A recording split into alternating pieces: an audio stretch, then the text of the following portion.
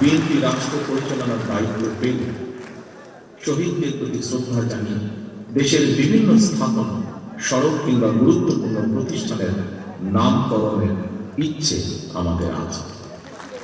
শহীদ পরিবারের সম্মানিত সদস্যবৃন্দ, 2024 সালে 5ই আগস্ট ফ্যাসিস্ট পলায়নের পরক্ষণে আমার দেওয়া প্রথম বক্তব্যে আমি শহীদ পরিবারের মায়েদের এবং সন্তান স্বজনদের প্রতি গভীর শ্রদ্ধা জানিয়ে কয়েকটি কথা বলেছিলাম।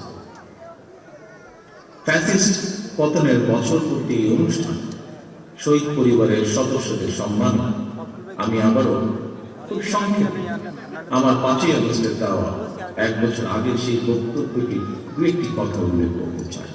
সেদিন আমি বলেছিলাম, গণ অভ্যুত্থানে যারা তাদের প্রিয় সন্তান হারিয়েছে, বিজয়ের ঐতিহাসিক এই মুহূর্তে আমি সেই সব মায়েদের প্রতি বিনম্র শ্রদ্ধা জানাই।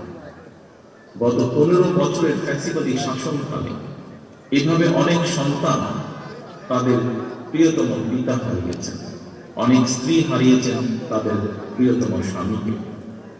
গুম খুন অপহরণ করে অসংখ্য মায়ের বুক খালি করে দেওয়া হয়েছে। আপনাদের সন্তান স্বজনদের শহীদী মৃত্যু আর ত্যাগ তিতিক্ষায় 5ই আগস্ট আরেকটি বিজয় দেখেছে বাংলাদেশ।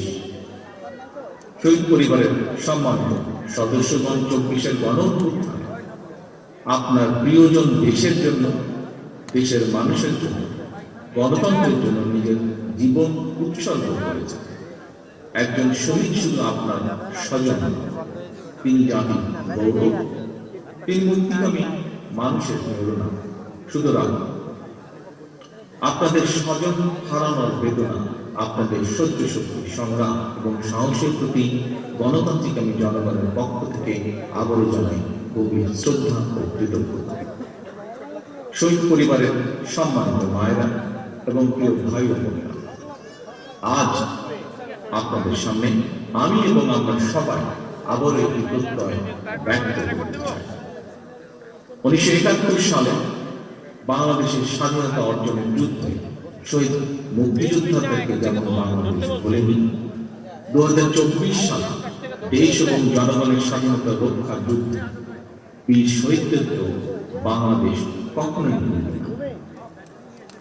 জনগণের রায় বিএনপি রাষ্ট্র পরিচালনার দায়িত্ব পেলে শহীদদের প্রতি শ্রদ্ধা জানিয়ে দেশের বিভিন্ন স্থাপনা, সড়ক কিংবা গুরুত্বপূর্ণ প্রতিষ্ঠানের নামকরণের ইচ্ছে আমাদের আছে।